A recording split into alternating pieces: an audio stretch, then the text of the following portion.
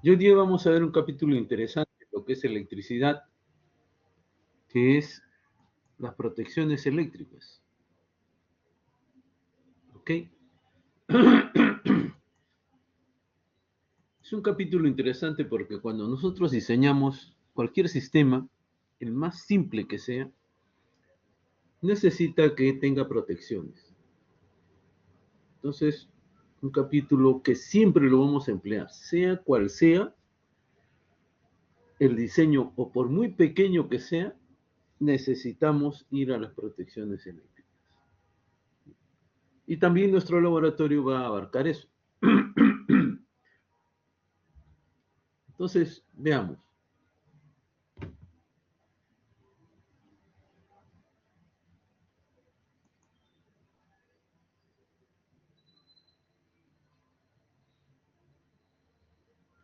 ¿Qué logros vamos a conseguir en esta unidad?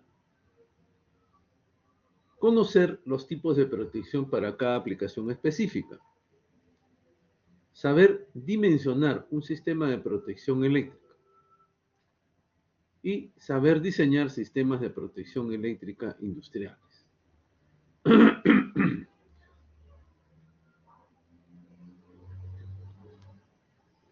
Y tenemos que empezar, en primer lugar, por presentarles un conocido de ustedes, un disyuntor. Este disyuntor que vemos ahí en la figura es un disyuntor industrial, no es casero, ¿no?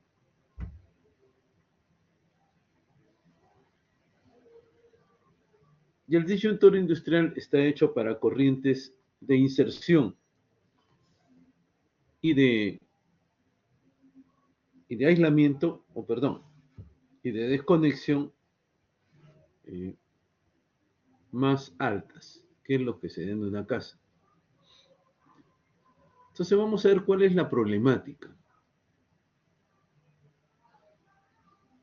que tiene que resolver este disyuntor, que como vemos aquí nos dicen que es un equipo de conexión capaz de establecer, uno es establecer corrientes, soportar las corrientes, es decir, todo el tiempo que esté conectado, y además interrumpir corrientes,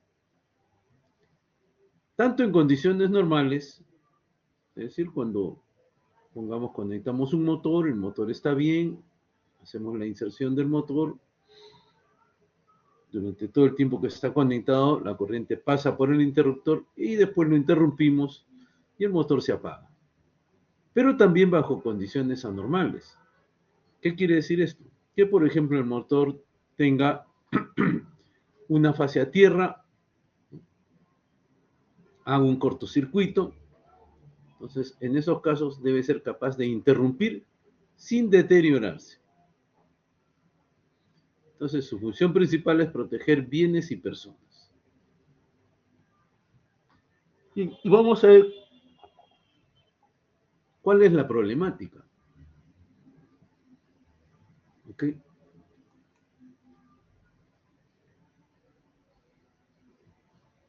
Bien, aquí tenemos la problemática. Todo elemento, digamos, en corriente alterna, siempre tiene, o en su mayoría, salvo las resistencias, tiene un inductor al cual alimenta.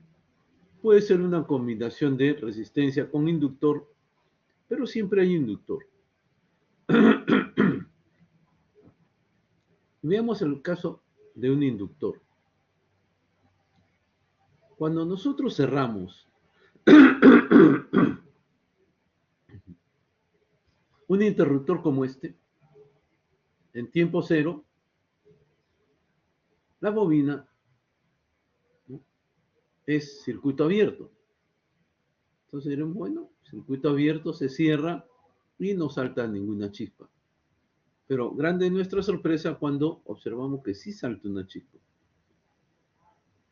Cuando nos explicamos o tratamos de explicarnos esto, nos damos cuenta que dentro de esta bobina, como la bobina es hecha por capas, de bobinados, entre estas capas existen capacidades parásitas, ya que nosotros le ponemos un papel aislante impregnado, ¿no? Y eso conforma un dieléctrico. Y entonces ese dieléctrico va a hacer que dos bobinas, perdón, o espiras, conformen un capacitor o un condensador eléctrico. Y nosotros sabemos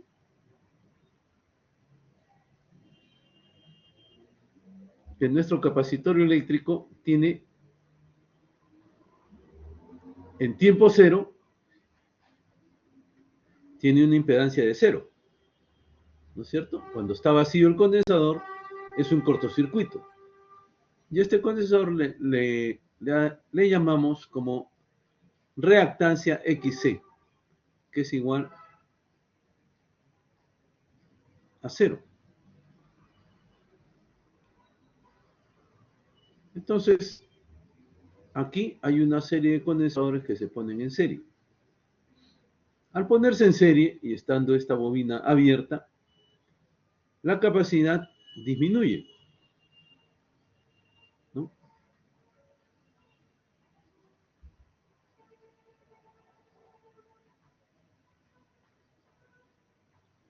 Entonces, el tiempo en el que se van a cargar es más pequeño.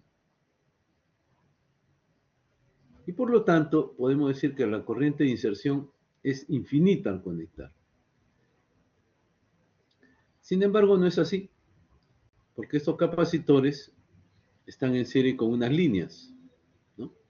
Por ejemplo, la resistencia de la bobina del bobinado.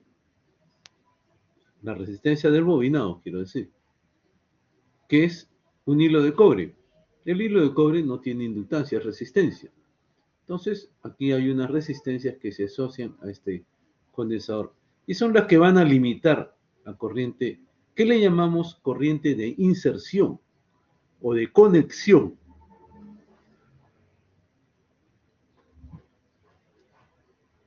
Si la resistencia de los cables tiende a ser cero, entonces la corriente de inserción se hace muy grande al conectar. Y resulta que la corriente nominal que va a pasar por esta bobina es muchísimo menor que la corriente de inserción. Sin embargo, el tiempo de inserción es pequeño. La pregunta es, ¿cómo aseguramos que es pequeño? Entonces debemos tener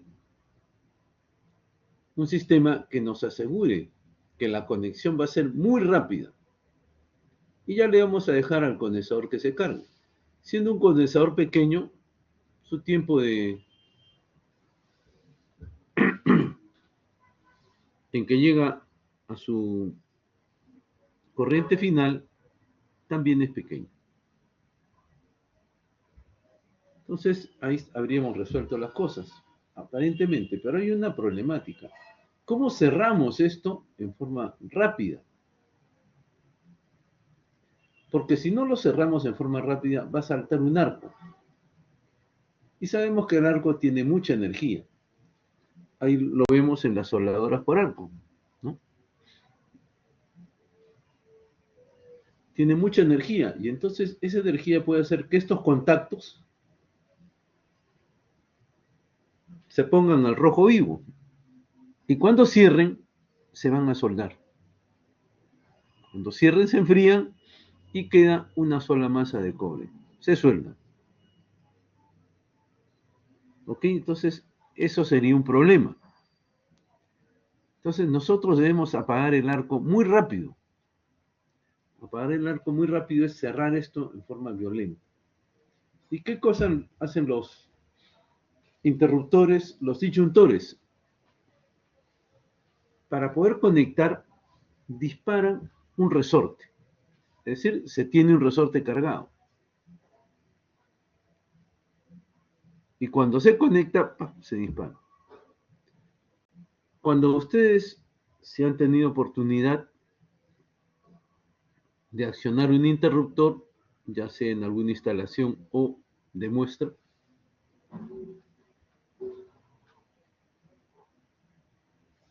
Normalmente tenemos que subir, ¿no?, el interruptor, salvo que esté lateral y lo ponemos al costado, pero digamos que tenemos que subir. Nos damos cuenta que al inicio es bastante fuerza que tenemos que hacer para vencer ese interruptor. ¿Qué estamos haciendo? Estamos cargando un resorte. Y nos damos cuenta que pasados los 3/4, ¿no?, de movimiento del interruptor, de repente se hace más suave y suena. El interruptor ha sido cargado hasta más o menos las 3/4 partes de su recorrido y después, al seguir empujando, hemos liberado un gatillo. Al liberar el gatillo, el resorte que lo hemos cargado sale disparado. O sea, libera su energía. Y sabemos que un resorte es muy rápido. Tal vez es el elemento mecánico más rápido que existe. Y al ser rápido, va a impulsar al interruptor hacia la otra cara de conexión. Y la chispa que se va a provocar es muy pequeña. A su vez, cuando hemos hecho el esfuerzo para conectar, hemos cargado otro resorte, que es el que va a servir para desconectar.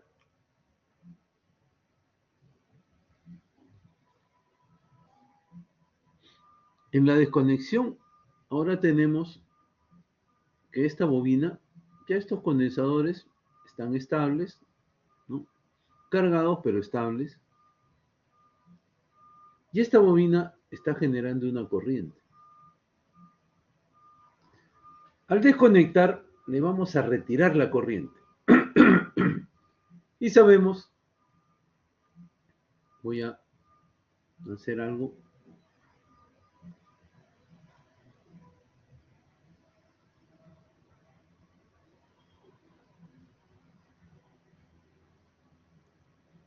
Un momento, quiero escribir aquí.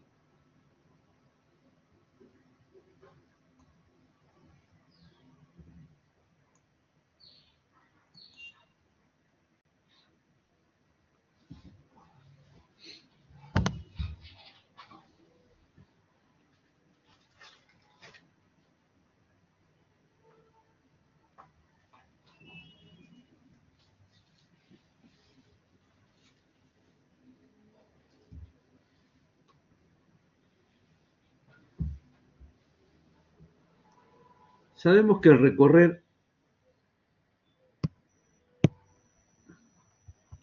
esta corriente por aquí, se forma una caída de tensión, más o menos.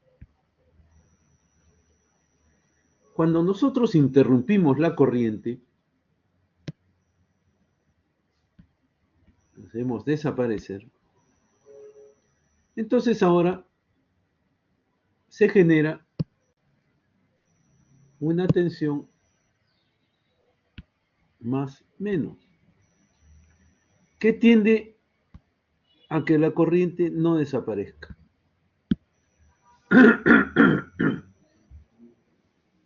Por lo tanto, la bobina se convierte en fuente, ¿no? Aquí lo vemos. L derivada de I respecto al tiempo negativa. Y por eso el signo cambia. Es decir, la bobina se convierte en una fuente de corriente, ¿no? Sabemos que sucede eso. Y que trata de no interrumpir la corriente que venía pasando por ella. Por lo tanto, esta corriente y esta tensión se va a presentar aquí.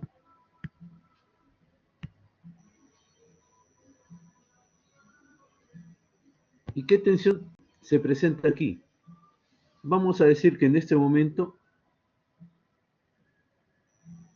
menos más, este sea también menos,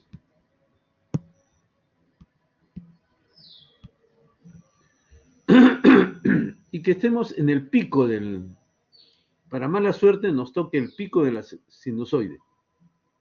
Entonces tendríamos 220 por raíz de 2, ¿no es cierto?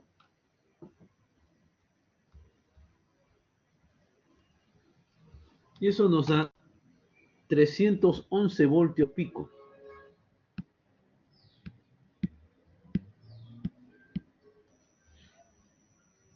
¿Y qué valor tiene esta tensión en la bobina?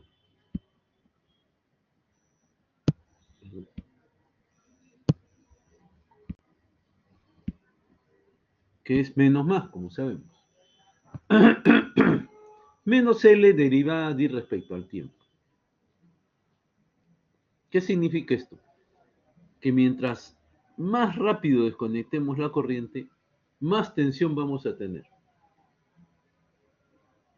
Entonces, aquí en el switch o en el disyuntor se presentaría una tensión que es 311 más la tensión de la bobina. Esta tensión de la bobina puede llegar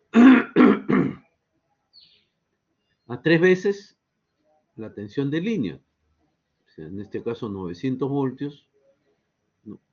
Puede llegar a tener UL, más 3, más 300, 1200. ¿No? Y debe estar preparado entonces para ese tipo de conexión. Y eso va a generar un arco. Al momento que se desconecte, ahora va a generar un arco, ¿no? Porque cuando dos contactos se acercan o se alejan, hay un campo eléctrico entre ellos. Y ese campo eléctrico genera un diferencial de potencial eléctrico, y al haber un diferencial de potencial eléctrico, se establece una corriente, ¿no? Salvo que haya un medio que lo impida, que en este caso es el aire. Pero mientras esté muy cerca, digamos, en 900 voltios, casi cerca a 1000, ¿no? Porque serían 933 más 311 serían 1000, no, es más que 1000, 1244, ¿no? Entonces, más de 1000 voltios. Y nosotros sabemos que la tensión eléctrica en el aire tiene un aislamiento de 10.000 voltios por centímetro. Es decir, que si yo acerco dos puntas a 9 milímetros, porque un centímetro es 10 milímetros, y le pongo 10.000 voltios a esas puntas, se va a establecer un arco. Y esto es más o menos proporcional. Entonces, para 1200 voltios, ¿no? Estaríamos hablando de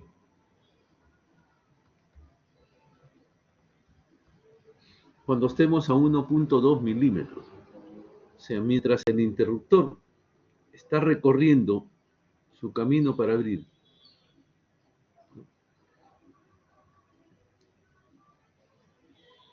desde el momento que se empieza a retirar hasta aproximadamente 1.2 voltios, va a generar un arco. Por lo tanto, debemos superar perdón, desde 0 milímetros hasta 1.2 milímetros se va a generar un arco. Pero si nosotros lo abrimos muy rápido, la velocidad con la que se abre el interruptor va a impedir de que se forme un gran arco. ¿Y quién va a soportar esa tensión? El interruptor. Pero como ya está alejado, no se genera el arco de corriente, que es lo que trae la energía. ¿Y cómo lo abrimos tan rápido?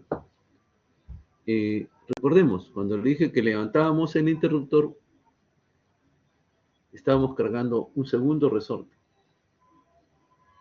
Entonces, cuando vamos a desconectarlo, si ustedes han tenido esa experiencia, bajan la palanca en forma muy suave y ¡paf! Se tira hasta abajo casi instantáneamente. Ese es el resorte que hemos cargado, que al bajar quitamos nuevamente un gatillo y el resorte se dispara, esta vez impulsando a los contactos a abrirse.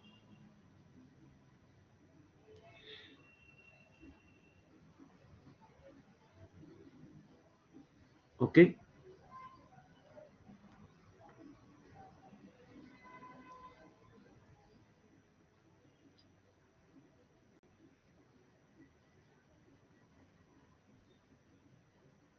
Entonces, al abrirse muy rápido, pero ustedes dirán, profesor, al abrirse muy rápido el DI/DT va a ser todavía mayor. Muy bien, sí, podría llegar a 3000 voltios. 3000 voltios necesitaríamos más o menos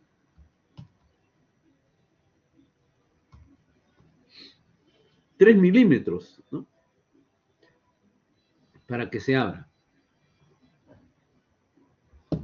Entonces, si recorre esos 3 milímetros en forma muy rápida, se va a formar un arco, porque no es tiempo cero.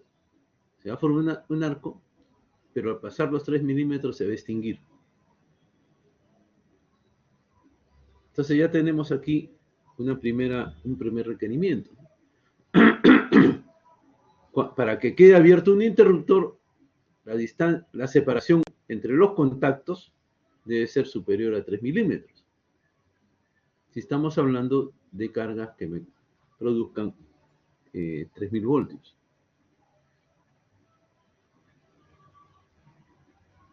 Entonces, fíjense, así la velocidad, si bien es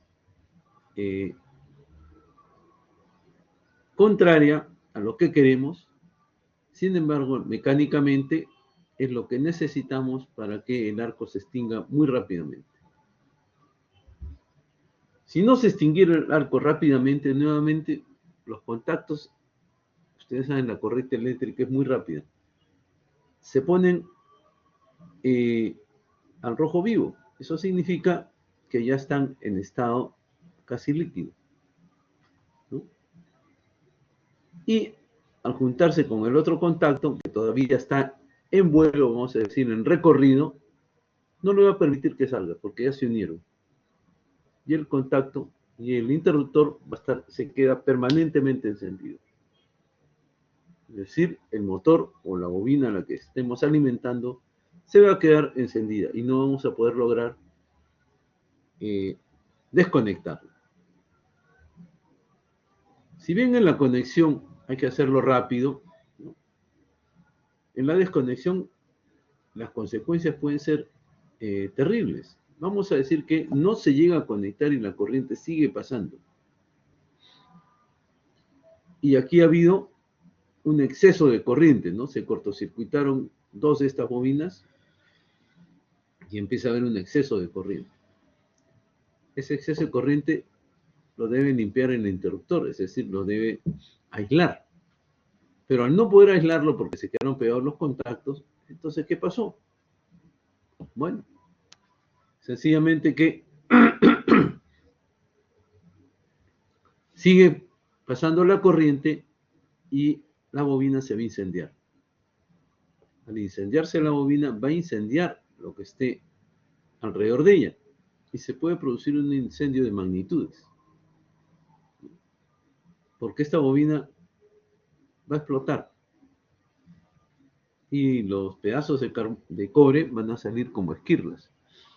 Y a quien le caiga, lo perfora, ¿no? Me cae en la mano, me perfora la mano, dependiendo de la explosión, ¿no? Y la explosión es más grande mientras la corriente es mayor.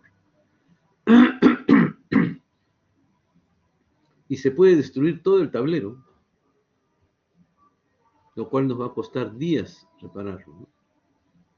Entonces, fíjense la importancia de lo que es que este disyuntor trabaje correctamente. Y vamos a ver qué condiciones se dan para que trabaje. Aquí le puse una fórmula que el calor que genera todo, que se genera aquí en, en los arcos, es I cuadrado RT. El arco tiene una resistencia, es pequeña, el I es muy alto. Por lo tanto, el calor para generar que el cobre se fusione es muy corto el tiempo, ¿no? Muy corto, porque estas dos magnitudes ya son grandes.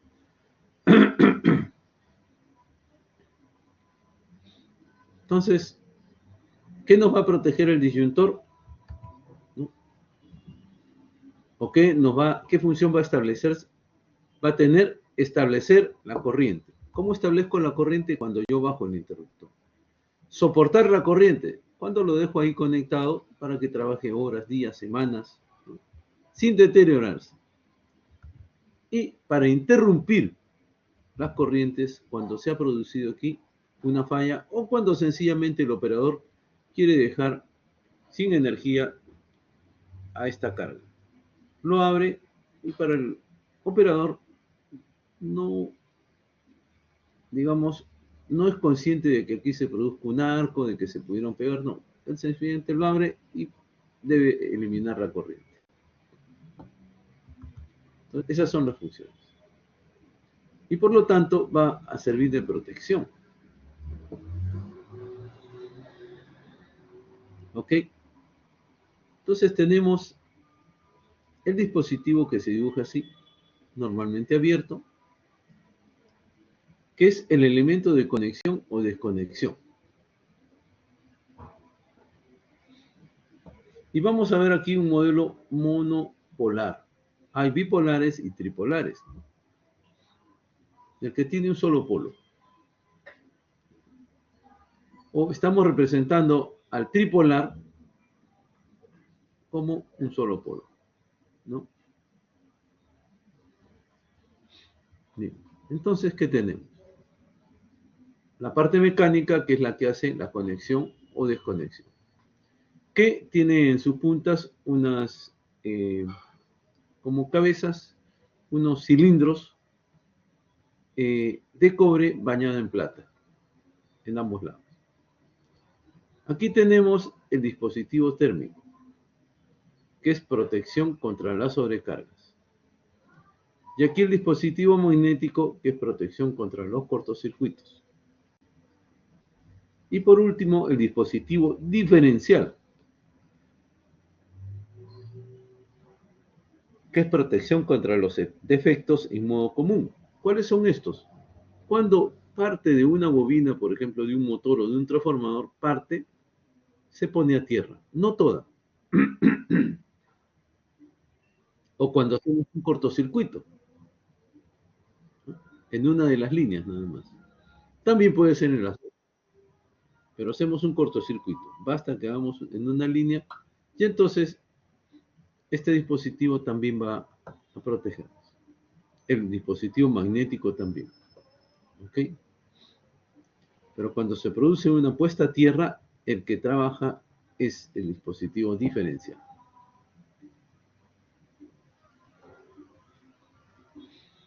Y todos estos disyuntores tienen un circuito de disparo. Pero vamos a ver cómo funcionan estos.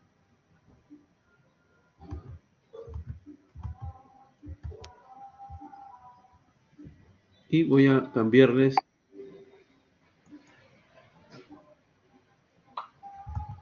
de página.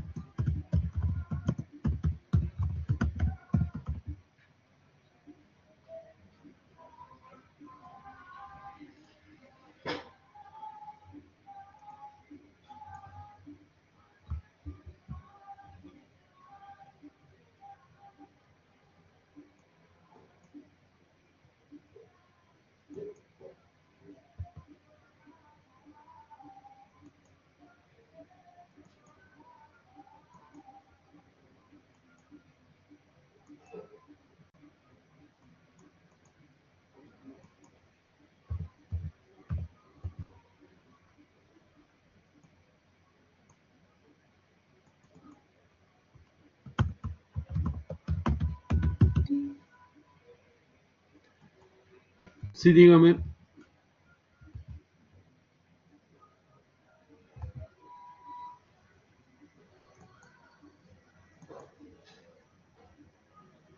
Ok, muy bien.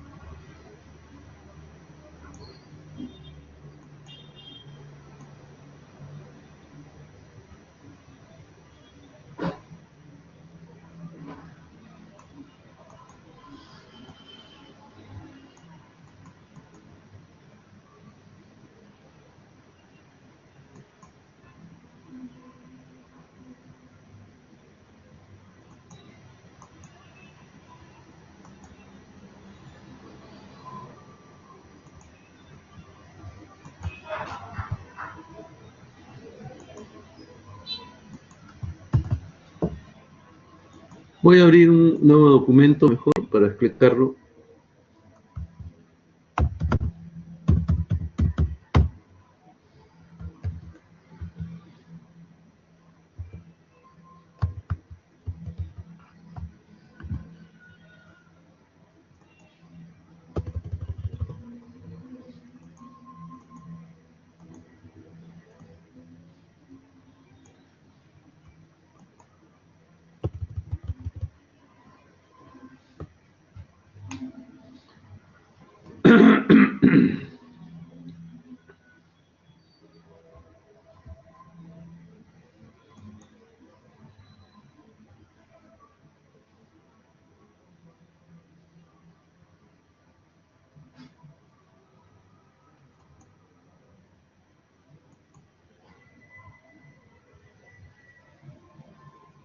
Muy bien.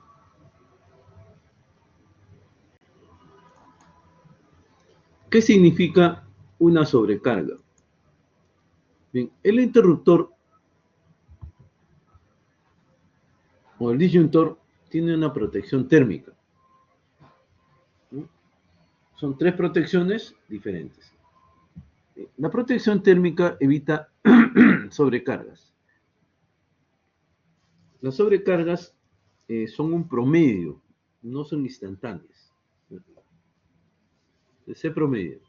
Pongamos que yo tengo esta corriente térmica en la cual supera esta corriente térmica o este valor, el disyuntor va a abrir. Y nuestro motor trabaja aquí con una corriente nominal, que es la punteada, que la podemos mencionar aquí como viene.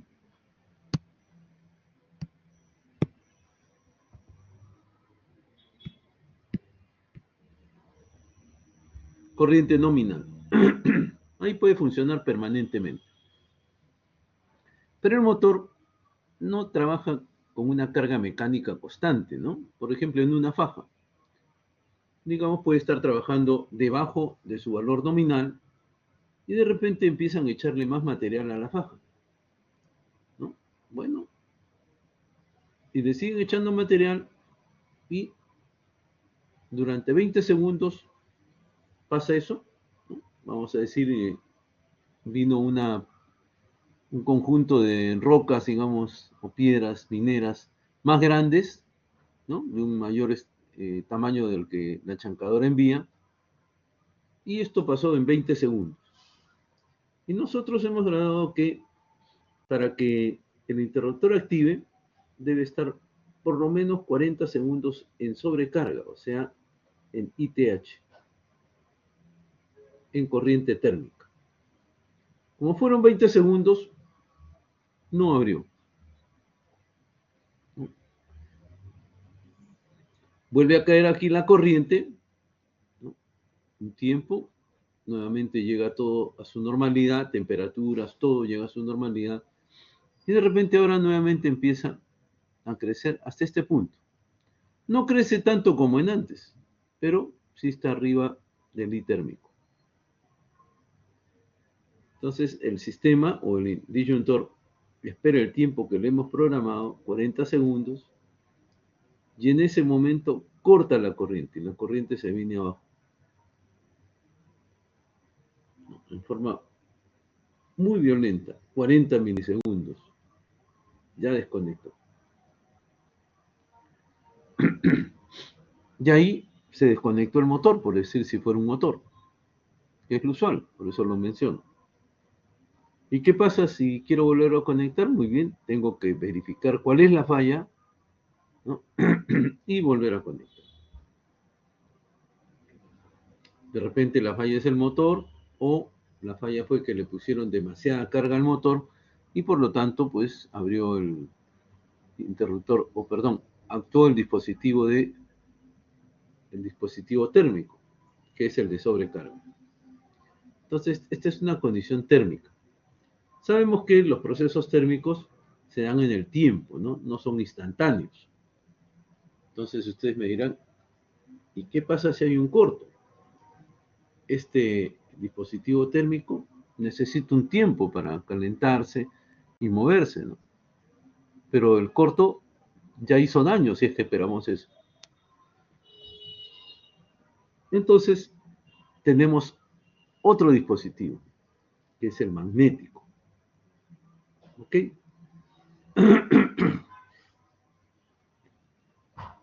Y la condición magnética lo que hace es proteger de cortocircuitos. Y es instantánea. Actúa por la velocidad de aumento de la corriente, es decir, por la derivada de I respecto al tiempo. Y aquí debemos ver lo siguiente. ¿Se acuerdan cuando estudiamos transformadores? Que todo transformador tenía una inductancia y una resistencia, ¿no? Estudiamos motores y los motores también tenían una inductancia y una resistencia. Entonces, ambas que son cargas industriales, en la mayoría de casos,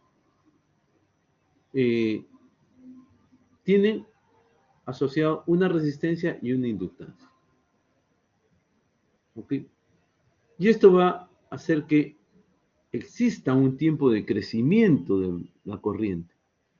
Si no existiera esa inductancia, la corriente sería instantánea, tensión entre resistencia, y no habría aquí tiempo. Aquí que ponemos tiempo, no habría tiempo. Un tiempo 0.01 milisegundos. Ya estaría la corriente al máximo y no habría cómo proteger. La inductancia del motor o del transformador o de cualquier otra carga va a hacer de que la corriente no se eleve en forma instantánea. Acuérdense que la bobina se opone a cualquier cambio. Es menos L derivada de I respecto al tiempo. Entonces la bobina va a querer que siga pasando la corriente, no la corriente de cortocircuito, sino la corriente que tenía antes del cortocircuito. Pero como hay un cortocircuito, la va a obligar a que suba su valor de corriente. Sin embargo, nos va a dar tiempo. Y entonces lo que hacemos es, estamos trabajando aquí al I nominal, se eleva la corriente y va a tratar de alcanzar el cortocircuito. Porque ya hay la derivada que lo está llevando hacia el cortocircuito. Entonces digo, muy bien, si esta pendiente es tan alta, tan grande, que va a producir que esto llegue al cortocircuito, entonces sencillamente lo abro. Y en 100 milisegundos, digo muy bien, en 100 milisegundos de IN llegó a, por ejemplo, 2 IN. Entonces digo, no, abro. De no abrir, en 100 milisegundos, más o menos en 170 milisegundos, llegaríamos a la corriente de cortocircuito y la pasaríamos.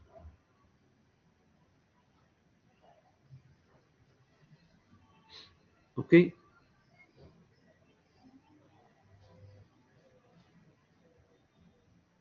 Y aquí, dependiendo del tipo de cortocircuito, llegaríamos hasta los 120.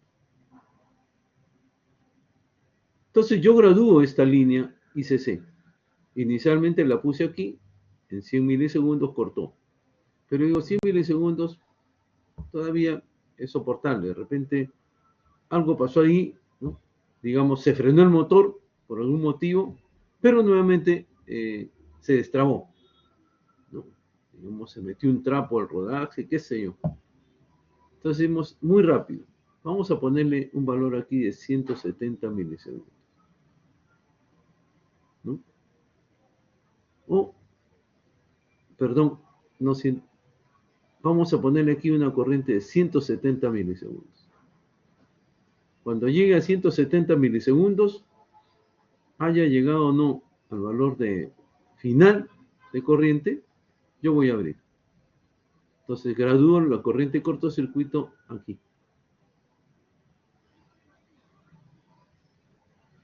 Pero la gradúo por tiempo. Es decir, por la derivada de I respecto al tiempo. Si llegas a, qué sé yo, a 2 veces la corriente nominal, o 2.5 veces la corriente nominal, en 170 milisegundos, entonces vas a abrir. Y la corriente se viene abajo. Y entonces, ¿cómo actuaría esto? Viene aquí, hay una tendencia al cortocircuito, pero dura menos tiempo que 170 milisegundos. Sencillamente lo deja porque aquí ya se extinguió. Y vuelve la carga a estar incluso debajo de la corriente nominal. Si aquí tenemos una subida y llega a 170 milisegundos, entonces el sistema abre. Si esto sube, pero no está 170 milisegundos arriba de la corriente de cortocircuito, sino 120, 120 milisegundos, entonces sencillamente lo deja como está, no abre el circuito. ¿Ok? Entonces, esa es la corriente de cortocircuito. Es mucho más grande. Fíjense que aquí eran 40 segundos. Aquí estamos hablando de milisegundos.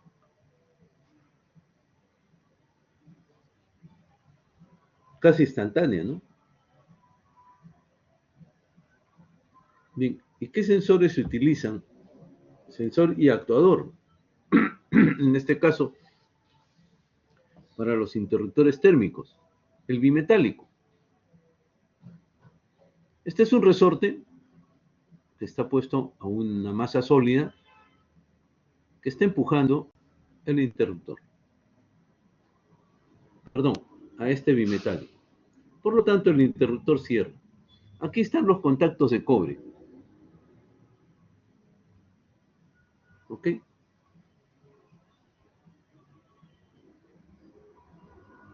Y por ambas está pasando la corriente que se está conectando. Por estas dos barras.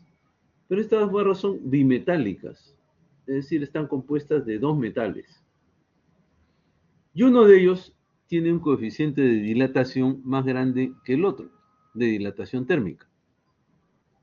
Y vamos a decir que el que esté arriba, que le hemos llamado 1 aquí, tenga el coeficiente de dilatación mayor que el coeficiente de dilatación 2. Entonces, aquí se va a producir un estiramiento y como este no se estira igual, entonces lo va a jalar. No, perdón, es al revés. El 2 se calienta, tiene un coeficiente de dilatación más grande que el 1. Entonces se va a dilatar más y como este no lo sigue, sencillamente este lo va a arrastrar hacia arriba y este se va a pandear en forma convexa. Y con esto los contactos que estaban aquí unidos se van a desconectar.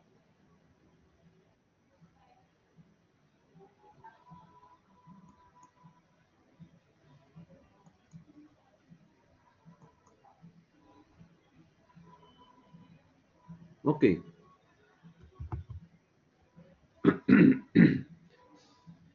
Entonces, esto se hace de esa manera. El resorte que estaba empujando es vencido por la fuerza de la distorsión que produce la temperatura, por la fuerza de dilatación. Y entonces se separan los contactos. Esto lo que hace esto es esquemático. Se separan y ya se abre. Pero como les dije, esto de aquí tiene que ser violento. Entonces lo que hacen este bimetálico es abrir un gatillo, o sea, disparar un gatillo. Al disparar un gatillo, un resorte lo que hace es abrir los contactos. Esto es esquemático.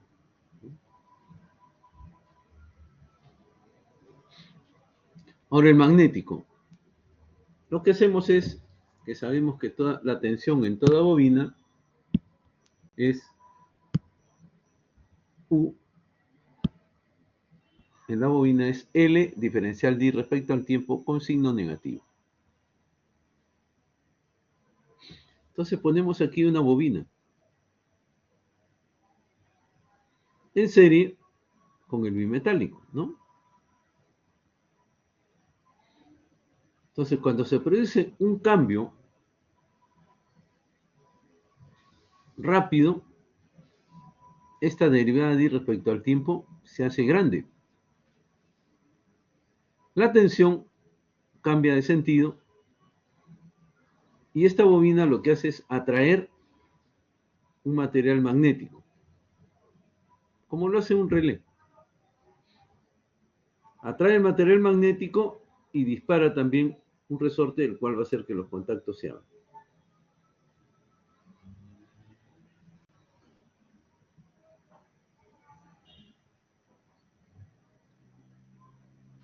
Bien, ¿alguna pregunta aquí?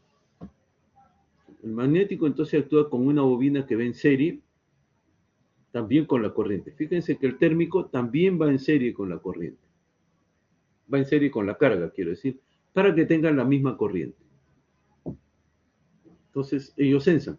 Mayor corriente de sobrecarga, o sea, durante un tiempo prolongado, abre el térmico. Corriente instantánea muy alta, derivada de respecto al tiempo alta, entonces se atrae la bobina, perdón, se atrae el elemento magnético y el elemento magnético dispara un resorte. Aquí también el bimetálico dispara un resorte.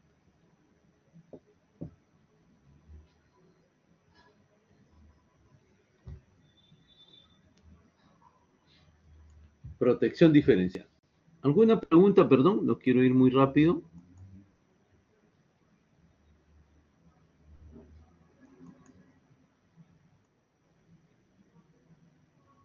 Ok. Por favor, es la última vez que lo digo hoy día.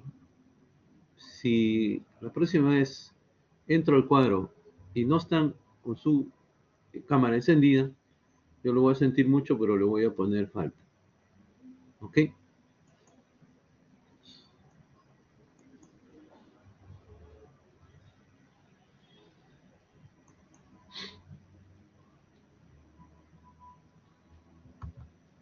Bien.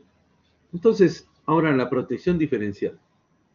Digamos que aquí yo tengo, ¿no?, mi transformador. Aquí le estoy poniendo esta bobina. Vamos a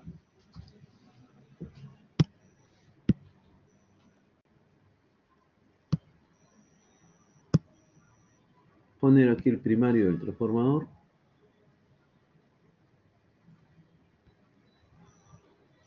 Entonces, n vueltas el primario, n vueltas el secundario. Y esta sería la tensión, ¿no?, de línea.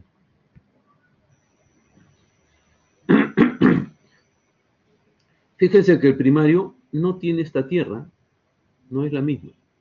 No es que aquí me faltó poner la tierra, no. No tiene esta tierra.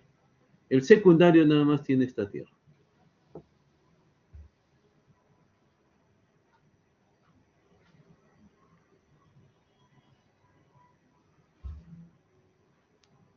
Y digamos que este transformador, ¿no?, está siendo alimentado y todo está normal.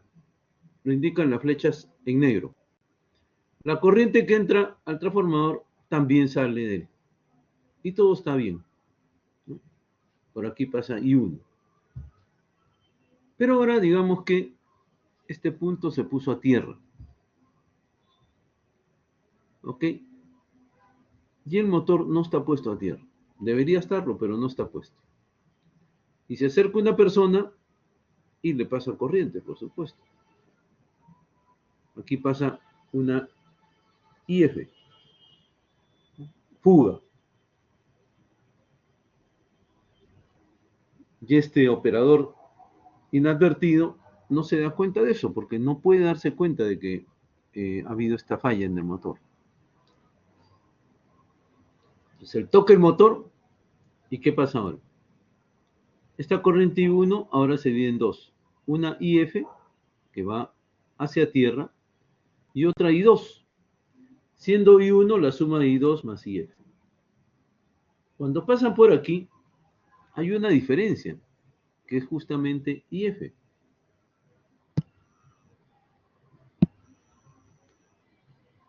Entonces IF será I1 menos I2.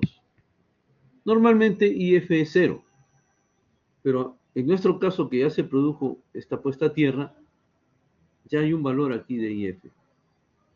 Y este valor de IF va a generar una tensión, ¿no?, porque esto es una bobina. Esto que lo he puesto como un círculo es una bobina. Entonces detecta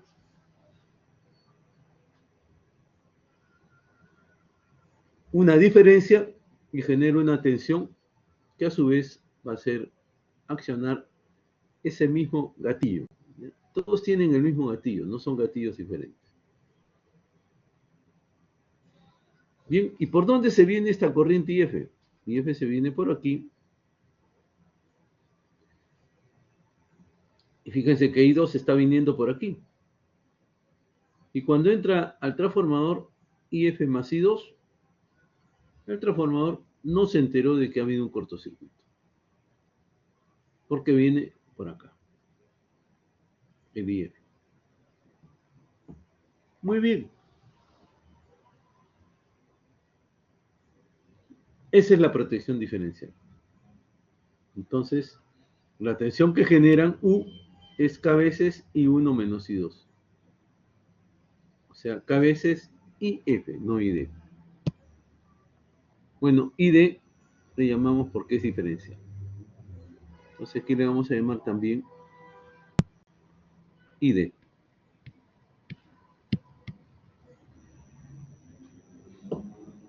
Entonces, hay una tensión diferencial producida por una corriente diferencia.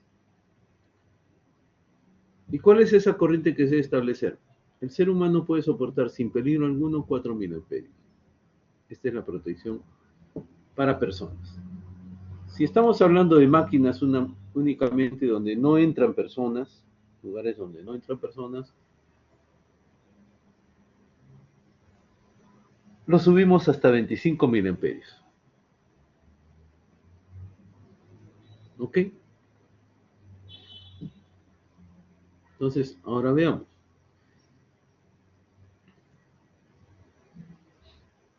Como elementos y un circuito, ¿no?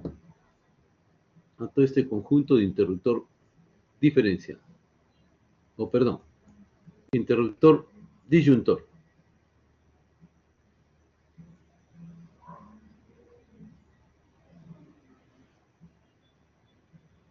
Y aquí leamos, dice, los disyuntores para asegurar la protección de los bienes se caracteriza por la curva de disparo. Los disyuntores para protección de las personas se caracterizan por el umbral de disparo del dispositivo residual.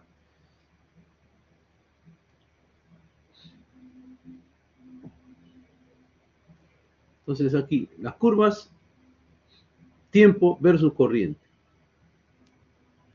Hay una zona térmica y una zona magnética. Fíjense que la zona magnética es muy abrupta. ¿Qué significa una zona? Bueno, sí, sencillamente que cuando compramos un interruptor, él se va a comportar entre estas dos curvas.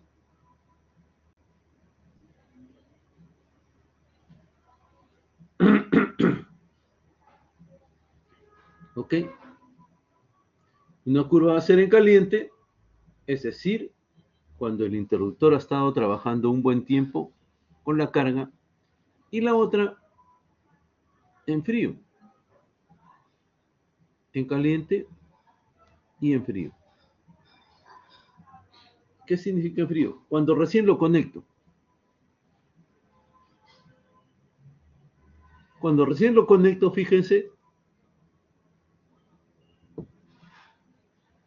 la corriente magnética debe ser superior para que establezca una desconexión. Que cuando está en caliente, es decir, cuando ya ha estado trabajando. Se produce una zona inferior. Lo cual es lógico, ¿no? Porque la disipación, cuando el elemento está en frío, es mayor que cuando está en caliente. Y la zona de no disparo y zona de disparo del interruptor de la protección por corriente diferencial o protección diferencial. Ponemos aquí zona de no disparo, cuando se enciende, ¿no? Ni bien se enciende, empieza a censar diferencial. Y si censa por aquí, que la corriente diferencial está en una zona de disparo, sencillamente, en forma inmediata, la retira. Y la persona que ha estado apoyada al motor, vamos a decir, cuando conectaron, se electrocutó la masa del motor, pero inmediatamente que detecta que hay una puesta a tierra, ¿no? Entonces sencillamente se va a abrir. ¿Alguna pregunta?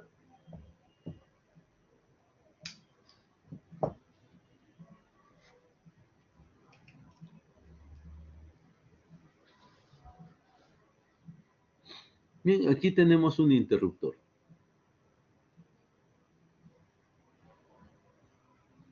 ¿No? Un interruptor pequeño en dibujo. Fíjense que los interruptores, cuando van verticales, el apagado está en la parte inferior. Nunca se pone un interruptor con el apagado hacia la parte superior. Porque si estos resortes fallan, entonces el interruptor va a quedar encendido permanentemente. Si es que se pusiera el interruptor apagado hacia la parte superior. Por eso se pone en la parte inferior. Si estos resortes se dañan, el interruptor va a caer de esta manera, va a quedar su posición de esta manera y por lo tanto va a abrir.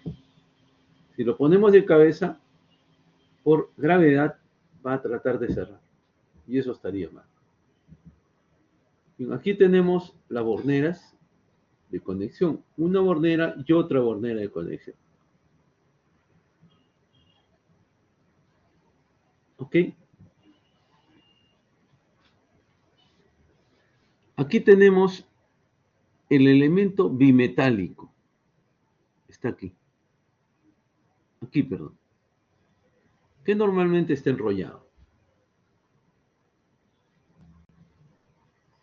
Entonces la corriente viene por aquí. Este es un cable flexible, de cobre flexible.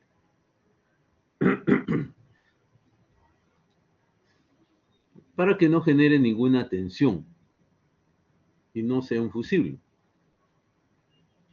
Esto está conformado por múltiples hilos de cobre, que lo hacen muy flexible. Se amarra en estos dos lados.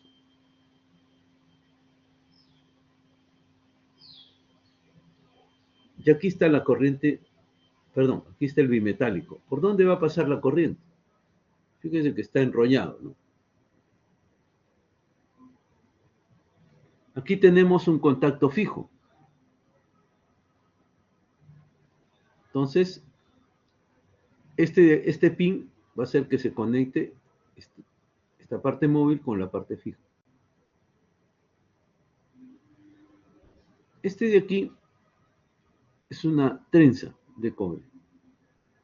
¿Y por qué lo hacen trenza? Para hacerlo más flexible.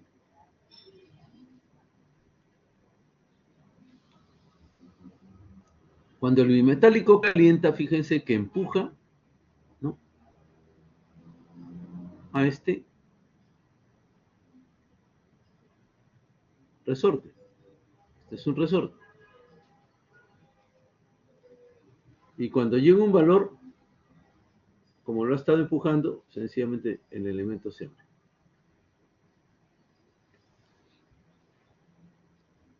Bien, sigue la corriente, viene por aquí, ¿no?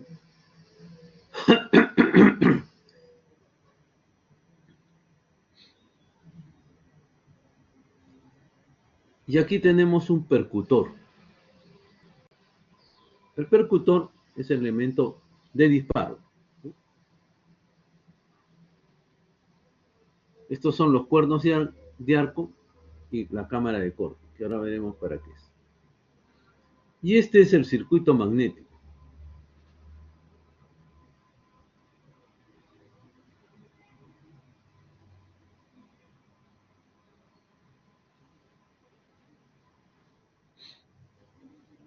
¿Ok? Y aquí fíjense, está el resorte.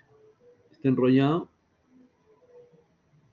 Cuando se produzca entonces el disparo, ¿no?, el percutor actúa, destraba y el resorte inmediatamente abre. Empuja todo y abre el circuito.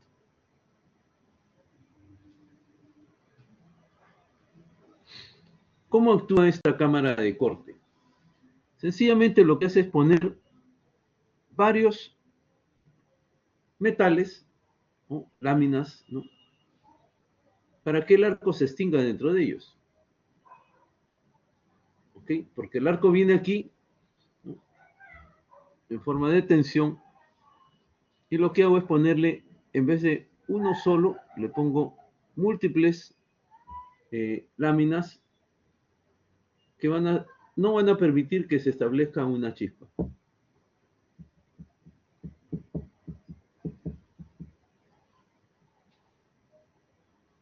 ¿Ok?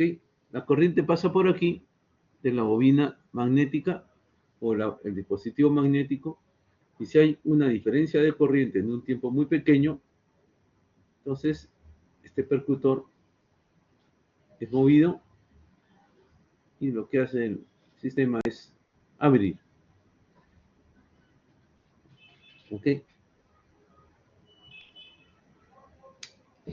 A través de este resorte, ¿no? Que es violento. ¿Cuál es el otro resorte que cargamos?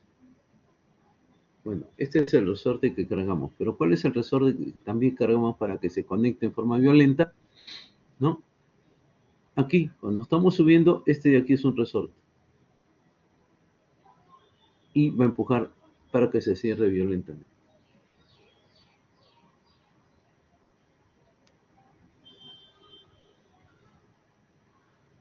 ¿Cómo protege un disyuntor de las sobrecargas? La protección contra sobrecargas va de 1 a 10 veces la corriente nominal. Se realiza por elemento termosensible, es decir, un bimetálico. En caso de sobrecarga, la deformación del bimetálico produce el disparo del disyuntor.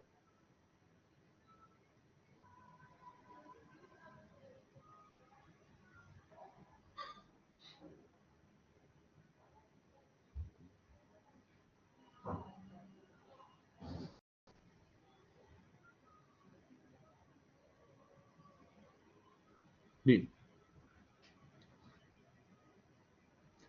Ya hemos visto que es el elemento termosensible, es este que se va a estirar hasta que se levante y dispare el resorte que está aquí.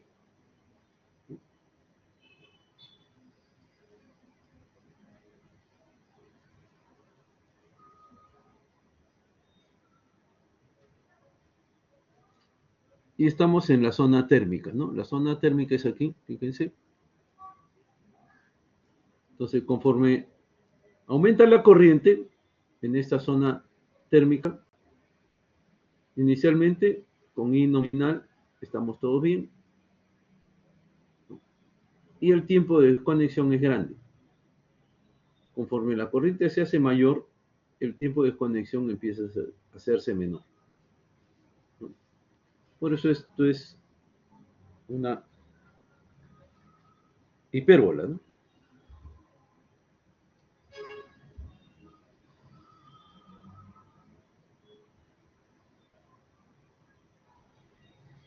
Este es un interruptor ya casero.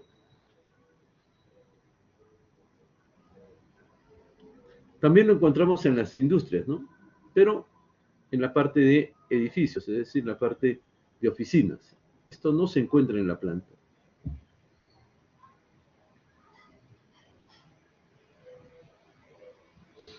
¿Cuál es el principio de dilatación del relé térmico? Este ustedes lo van a encontrar en los motores, que es el principio de la protección térmica. Por el calor causa la deflexión del bimetálico y el rango de ajuste es de 1.5 a 1. Requiere ser sensible a la pérdida de fase. Es decir, si una de las tres fases desaparece, entonces el térmico va a disparar. O debe disparar. La exactitud de ajuste es del 15%. Es bastante gruesa, ¿no? Un 6.7, vamos a decir, un 0.67 superior al 100% de lo ajustado. Debe tener, como la temperatura ambiente de una planta es alta, debe estar compensado en temperatura. Es decir, si yo pongo, por decir, 40, lo pongo al 10%, y que eso es 40 amperios, que la temperatura ambiente no haga que la dilatación del bimetálico, ¿no?, sea mayor a la que yo he considerado. Y ya no va a abrir en 40 amperios, sino de repente en 30. Y me va a estar mortificando permanentemente. Entonces debe tener esa compensación. Debe tener un contacto aislado para alarma. Sensible a la condición monofásica. Es decir, que también si nos quedamos con una sola fase, ¿no?, pueda ser sensible.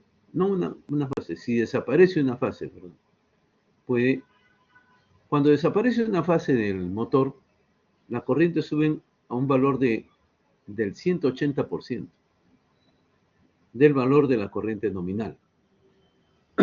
Y debe ser sensible a esa variación. Ahora, ¿siempre se debe esperar el tiempo que hemos graduado? No. Conforme mayor sea la corriente, el tiempo va a disminuir.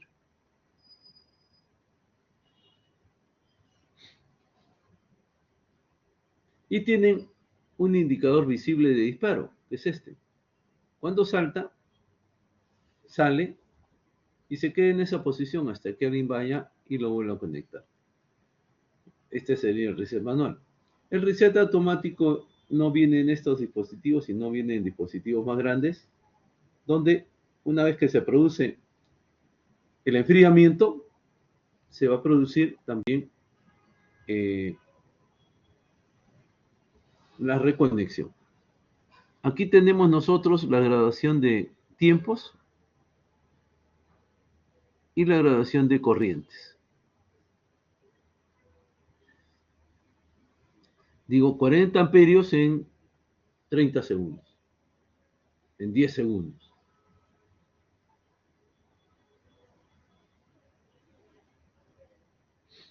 Bien, actualmente con la electrónica que tenemos, los dispositivos ya de protección se hacen electrónicamente. Entonces, se mide la corriente y se la va promediando. Cuando llega a un valor donde requerimos abrir, el sistema lo que hace es, mediante un pequeño solenoide, dispara el gatillo y el resorte va a salir disparado, junto con los contactos de apertura. Si queremos la protección de cortocircuito, la protección magnética, lo que hace el dispositivo electrónico es derivar la onda de corriente.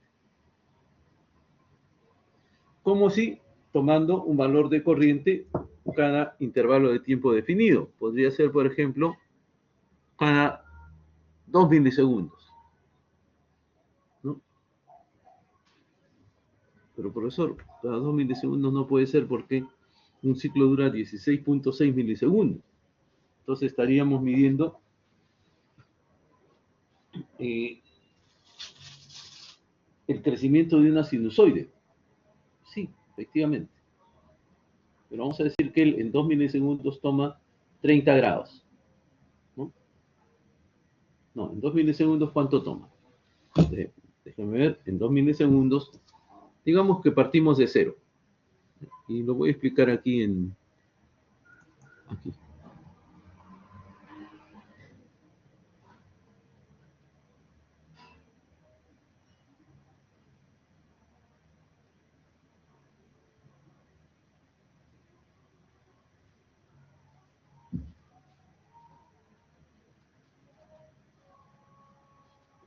Digamos que mi corriente es así.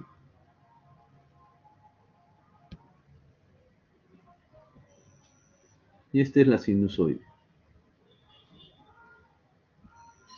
Pongo un solo semiciclo. Podríamos poner el segundo.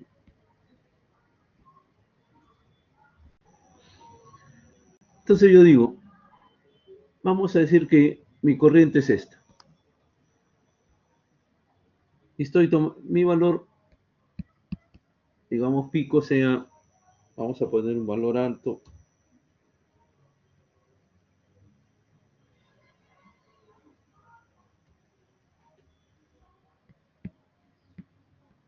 141.42 amperios. Es decir, este es el valor pico de corriente, I pico. El valor eficaz será 100 amperios, ¿no? Entonces yo voy a tomar a 30 grados un valor. Este valor se espera que sea, ¿cuánto? Valor pico por el seno de 30 grados.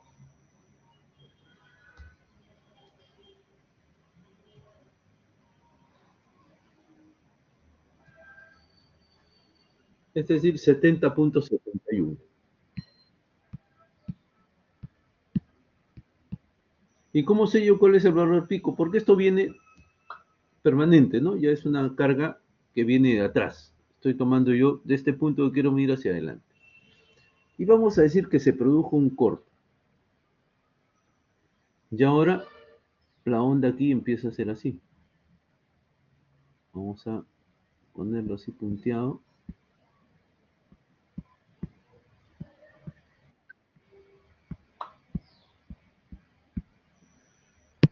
Esto no existe, ¿no? Existe a partir de aquí.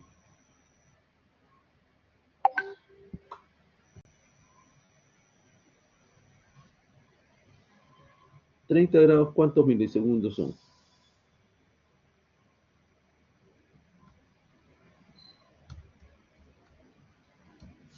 Es 1.38 desde aquí hasta aquí en tiempos. Este es tiempo, este es omega t, que es el ángulo. El tiempo es 1.39, vamos a decir. Todo esto está en milisegundos. 1.39 milisegundos después, es decir, en 60 grados, vuelvo a tomar el valor. Y yo esperaba que sea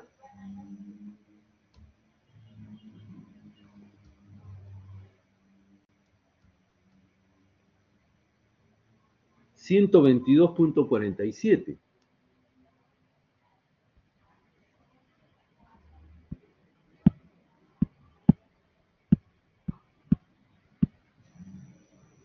Pero resulta que no es 122.47, sino que sea, por ejemplo, 140.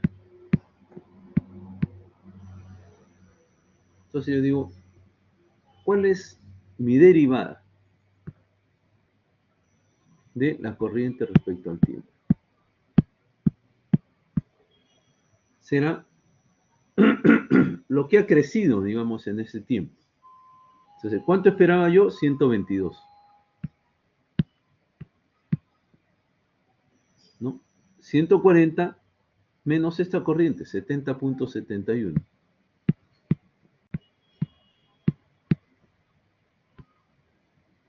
Entre 1.39 milisegundos. Esto es corriente, es amperios. ¿Cuánto sale?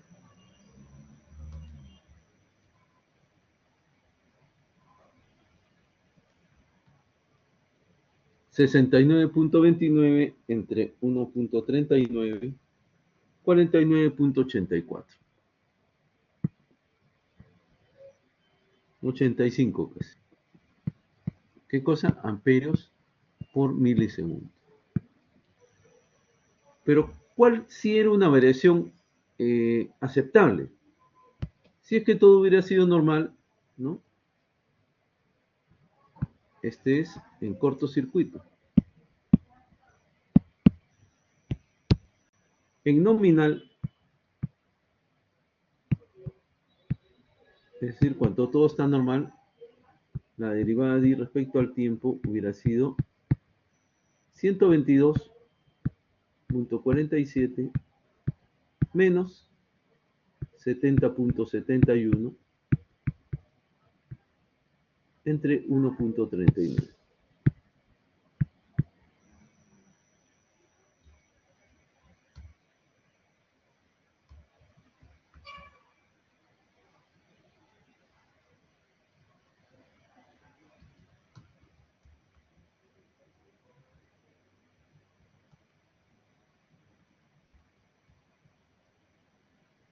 Treinta y siete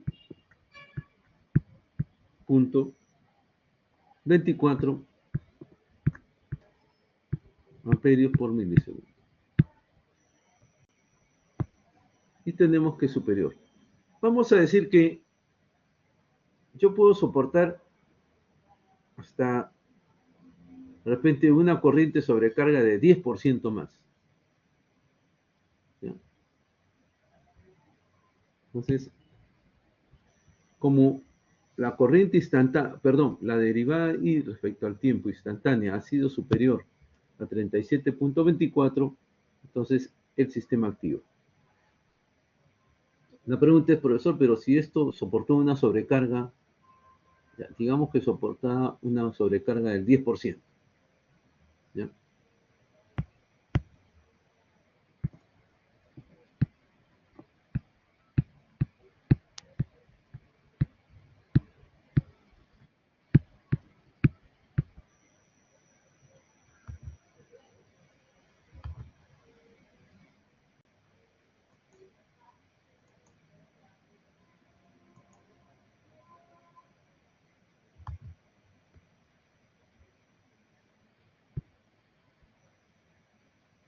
Con sobrecarga del 10%. ¿Qué pasa?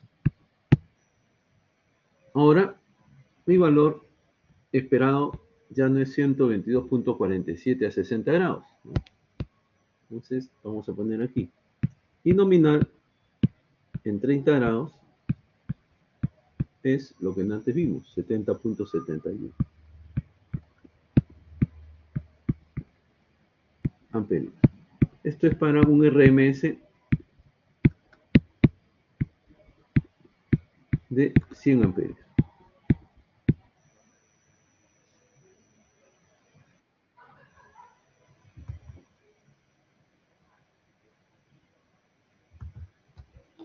Ahora,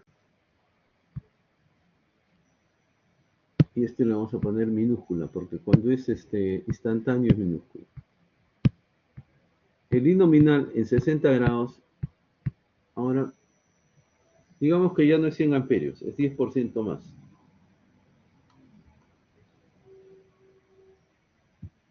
Por raíz de 2 por serán 134.722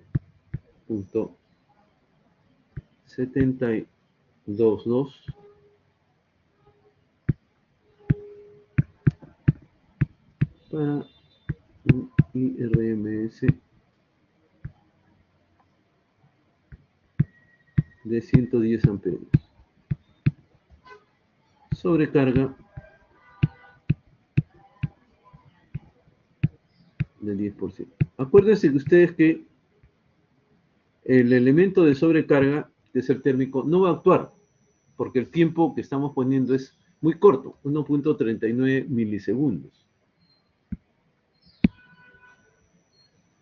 Entonces, aquí, ¿cuál sería la derivada de respecto al tiempo? ¿No? En sobrecarga, una sobrecarga máxima, ¿no? Del 10%. Será 134.722 menos 70.71 entre 134.722.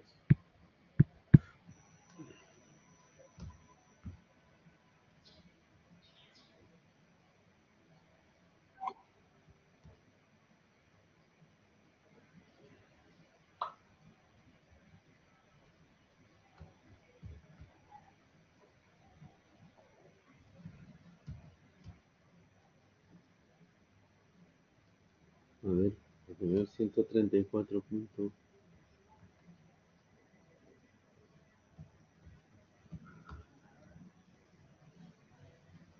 Ah, no, estoy mal.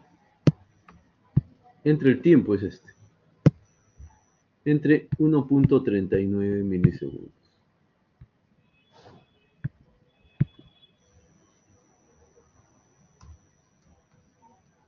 Esto va a dar 46.05.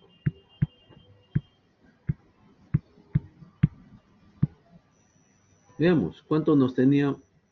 49.85 contra 46.052.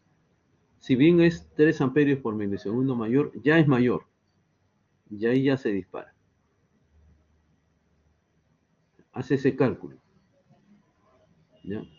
Entonces puede ser muy rápido. Muy, pero muy rápido. En el orden de 3 milisegundos ya se dio cuenta que debe abrir. Porque esto se dirige hacia un cortocircuito. Franco, ¿no? Y va a destruir todo. Vamos a decir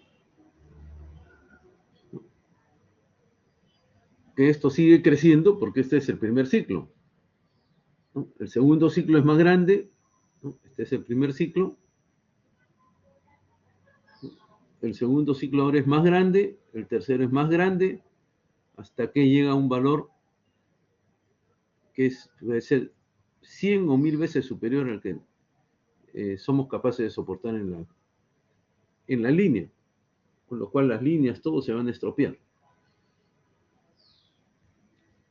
Sencillamente él abre, dispara, y el resorte abre en forma muy rápida, es violentísimo. Demora,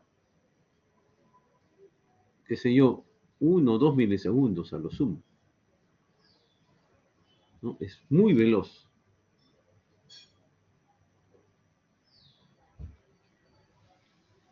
Fíjese, para interruptores de gran corriente, como pueden ser pues ya 800 amperios, ¿no? Hasta 400 amperios, ya uno con la mano no puede. Entonces hay dos formas. Hay una manivela así como el de las gatas, con lo cual nosotros empezamos a girar unos engranajes y adentro hay unos engranajes, vamos a decir, a varias vueltas que yo le doy, en el otro caso está dando solamente una, ¿no? Entonces lo que hace es convertir torque en velocidad. Mi velocidad es grande y la velocidad interna es pequeña. Por lo tanto, el torque que yo necesito aquí es menor que el torque que se necesita internamente. Esa es una. Y la otra es con motores. Se ponen pequeños motorcitos de corriente alterna, ¿no? Que cuando nosotros le damos encendido ya por un pulsador, el motorcito empieza a cargar. Escuchamos cómo el motor gira, ¿no? Se queda parado y en eso, ¡paf! Se escucha un sonido que es el resorte que disparó. Y el contactor, esa manecilla hay que sacar la mano ahí porque va a volar, ¿no? Y nos puede golpear y hacer un moretón. De repente hasta romper el hueso, ¿no? Porque son muy violentos. Entonces, dispara y cierra. Y una vez que cierra, se escucha nuevamente el motorcito cargando nuevamente el, el resorte, el dispositivo disparador. De tal manera que si se produce ahora una sobrecarga o un cortocircuito o una puesta a tierra, entonces todos ellos disparan un solenoide. Ya eso le llaman Shunt Trip, o sea, un viaje, ¿no? Trip de viaje y Shunt de paralelo, ¿no? Entonces, un disparo paralelo y lo abren. Disparan también muy rápido, en el orden de los milisegundos, ¿no? Entonces, se protege pues permanentemente la carga.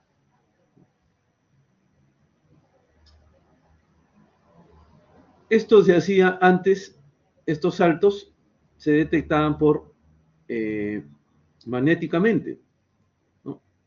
Y el inductor tenía, como hasta ahora, un resorte que es antagonista.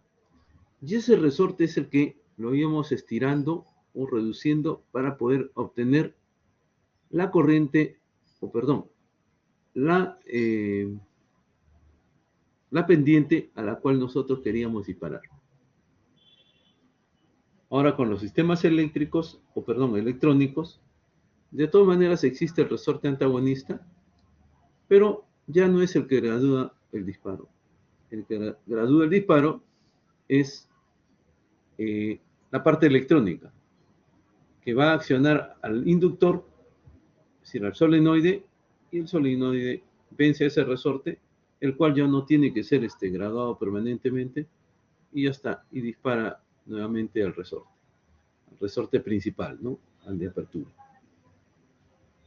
¿Ok? ¿Alguna pregunta sobre esto?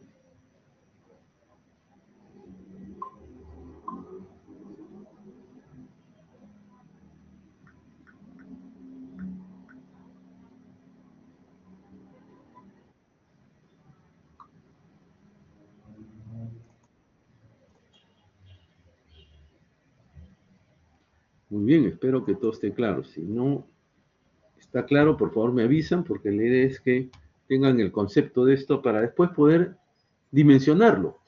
Porque si no, no vamos a quedar sin poder dimensionarlo. Vamos a decir, muy bien, así lo hizo el profesor, así lo haré, pero de repente estamos en otra situación. Siempre es lo mismo. Sí, Jason. Sí, Jason, dime. Profe, buenas tardes. ¿Habrá algún interruptor con que pueda controlar el RPM de un motor eléctrico? Los RPM, Sí. O la cuando, velocidad de un motor. ya vamos a decir, si el motor se embala, Exacto. bueno, hay relés para todo tipo de protecciones de motores. Uh-huh. Y si el motor se embala, tendría que ser porque le quitamos carga, ¿no? O Uh-huh. si está trabajando, porque un motor asíncrono tiene la velocidad fija por la frecuencia, o la velocidad, perdón, se fija por la frecuencia que le estamos poniendo. Entonces, si lo ponemos a la red eléctrica normal, son 60 Hz y el motor va a tener la velocidad para esa frecuencia. Por ejemplo, si tenemos un motor de un par de polos, ¿no? Sabemos nosotros por los estudios de máquinas que ese motor con un par de polos va a girar a 3600 revoluciones por minuto. No va a poder girar más. Entonces, ese es su límite. Ahí no se puede embalar ya más. Porque ahí en la empresa donde estoy trabajando, profe, controlan su RPM, disculpe, a través de la frecuencia, como usted dice. Por ejemplo, a 60 Hz bota un RPM de 1800 de RPM. Claro. Ajá. Ah, Sí, ok. sí, ¿Eso no, fíjense. ¿Y eso no afecta en su potencia, profe? Sí, afecta. Usted estudió máquinas, usted específicamente, Jason, ¿ha llevado máquinas o no ha llevado máquinas? No. Este es un curso donde recién es de electivos para mención. Ya, ok. Entonces, haciendo un paréntesis y para contestar su pregunta, porque esto lo vamos a ver posteriormente cuando veamos variadores de frecuencia, sí afecta a la frecuencia. Fíjense, un motor asíncrono, que son la mayoría que usamos en las industrias. Tiene así. Aquí vamos a ponerle pares de polos. Después vamos a encontrar esta fórmula, ¿ya? Pero por ahora les voy a poner solamente el resultado. Para ese polo sí, revoluciones por minuto.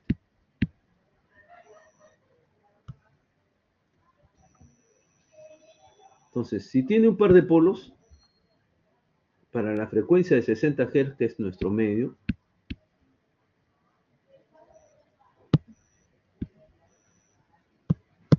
ya se produce con un par de polos, la velocidad máxima que puede obtener es 3600. Para 2 pares de polos, 1800. Para 3 pares de polos, sería 1200. Y hasta ahí tenemos los comerciales. Pueden haber motores especiales, fabricación especial, 4 pares de polos, y esto va a ser 900. Pero esto es muy raro. Hasta aquí tenemos en forma comercial. ¿Cuáles son los más usados? El de 2 pares de polos, que es el que usted está hablando, 1800. ¿Ok? Entonces, con eso nosotros podemos saber cuál es la velocidad del motor. ¿Y por qué se usa el de 1800 más que el de 3600? El 3600 se usa normalmente en fajas, en bombas. El de 1800, perdón, el de 3600 en bombas. 1800 normalmente en fajas, ¿no? ¿Qué pasa? Que tiene más torque. Nosotros sabemos que la potencia mecánica es torque por velocidad angular. Si la velocidad angular es más alta, porque RPM, podemos obtener aquí un equivalente en velocidad angular, que es en radianes por segundo. ¿Cuánto es este equivalente? Ahora les digo.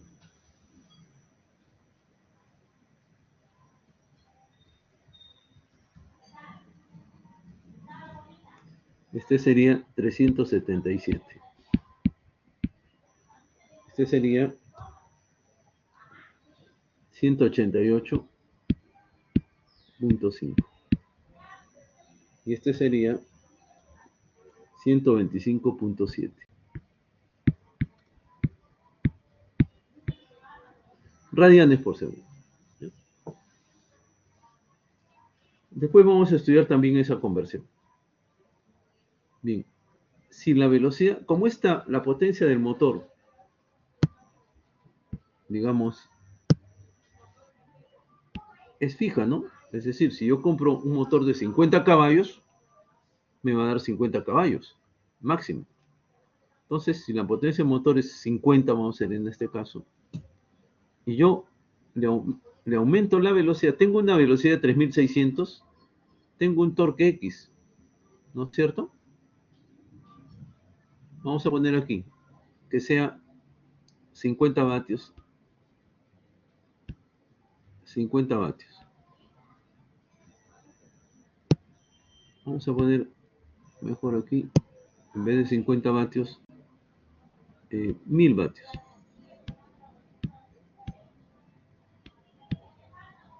El torque y la velocidad angular. Vamos a decir que la velocidad angular sea 377.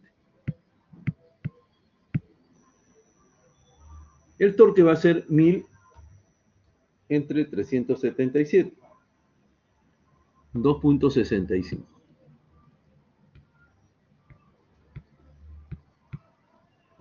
Vatios segundo. ¿Ya? Vatios segundo. Es lo mismo que, bueno, vatios segundo vamos a poner ahora. Ahora, esto ya no es 377. Vamos a ponerlo aquí justo debajo para que podamos identificar. Radianes por segundo. Ahora esto baja a 188.5.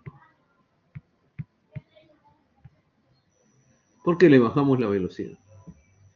Como la potencia es 1000, mi motor es de 1000, no le puedo sacar más. 1000 entre 188.5. Mi torque ahora aumentó a 5.3. O sea, el doble. La velocidad bajó a la mitad y el torque subió al doble. Ahora la velocidad va a bajar a la tercera parte, ¿no? 125.7. ¿Qué esperamos? Que mi torque sea 3 veces más. Entonces 1000 entre 125.7. Mi torque efectivamente es 7.96 más o menos.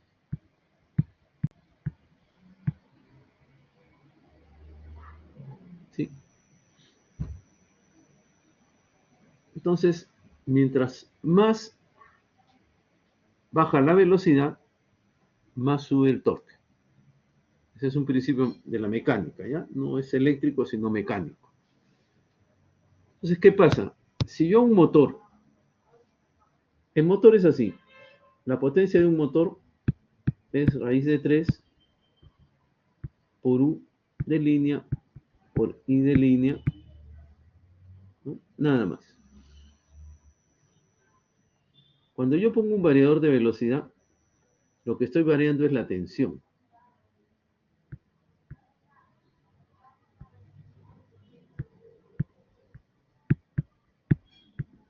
Pero no solamente la tensión.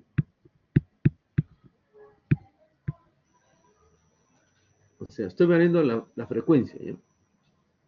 Y para variar la frecuencia, debo variar la tensión. ¿Por qué? Porque en una máquina magnética, como es el motor y un transformador, la relación tensión entre frecuencia debe ser constante.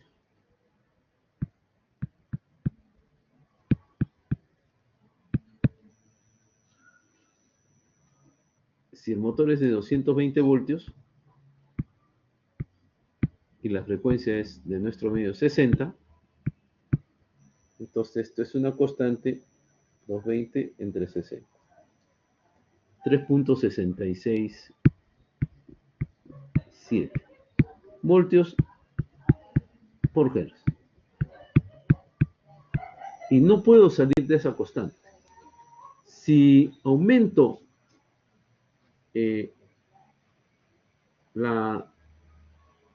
si disminuyo, perdón, la frecuencia para bajar la velocidad y mantengo el voltaje, entonces se va a saturar mi fierro y ya no va a actuar como una bobina el motor, sino como una resistencia y va a empezar a frenarse.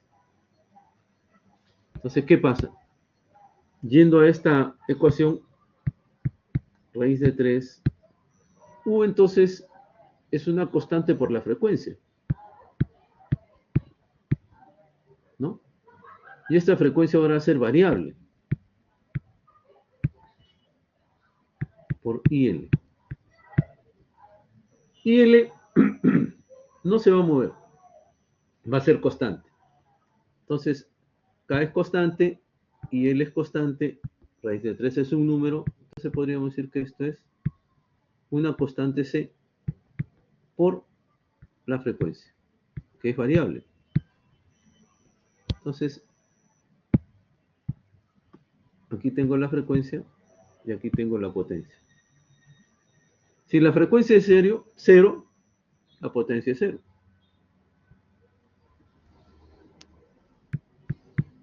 Si la frecuencia es 60, la potencia en este caso sería 1000 vatios. ¿No? En nuestro ejemplo. Podría ser 5000 vatios, 10.000 vatios, lo que sea. Entonces, si yo bajo la potencia, por ejemplo, perdón, la frecuencia, con lo cual varío la velocidad, ¿no? ¿Se dan cuenta? Si yo aquí varío la velocidad, si varío la frecuencia, varío la velocidad y los RPM varían igual. Entonces, si yo varío, digamos esto, a 30 Hz,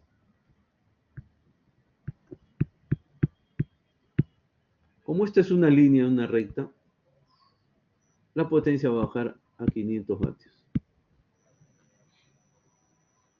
Entonces, cuando yo disminuyo la velocidad de un motor, varío la potencia, proporcionalmente a la frecuencia.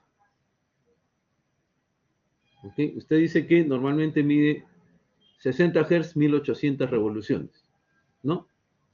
Ahí está trabajando potencia nominal. Pero en algún momento esa frecuencia varía. Depende, profe, a cada, bueno, trabajo en una empresa que se encarga de, que es reparar de mantenimientos a lo que es bombas y motores hidráulicos.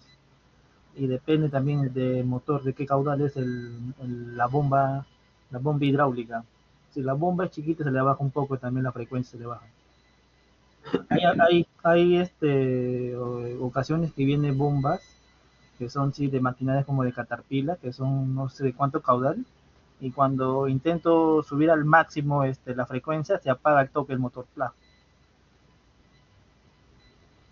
Se apaga el motor cuando Sí, el motor intentas es... subir la Ajá, frecuencia, ¿no? Sí, ujú, porque tiene un relé de frecuencia que le llaman. ujú. Porque su tablero, profe, de ese motor, no sé de cuánto será, pero es grande, su tablero es casi con el tamaño de una puerta. Ese Ajá. motor debe ser muy grande, ¿no? ¿De qué potencia es el motor? No sabría decirle, profe, pero es casi es grande, sí es tamaño de una mesa normal, ¿no? ¿Cuánto sería? Sí es grande, porque... Claro, el tablero es grande porque los contactores que van a manejar ese motor son también grandes. Ujú. ¿Ya? Los contactores, por ejemplo, ese motor de repente puede tener pues 200 amperios. Vamos a decir que fuera un motor, el motor es de 380 o 460 voltios. Creo que es de 380, si no me equivoco. Ya, imaginen que sea de 380. Raíz de 3 por 380 por 200 amperios.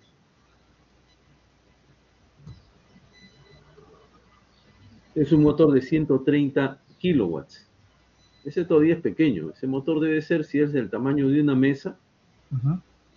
ese motor debe ser más o menos de cuánto, unos 250 HP.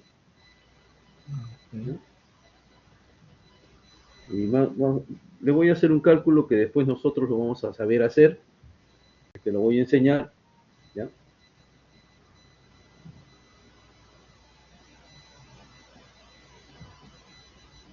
Profe, y si supongamos Sí, que queremos fíjese, bajar la frecuencia y que no pierda el torque, ¿se le puede hacer un tipo hacer con con los engranajes?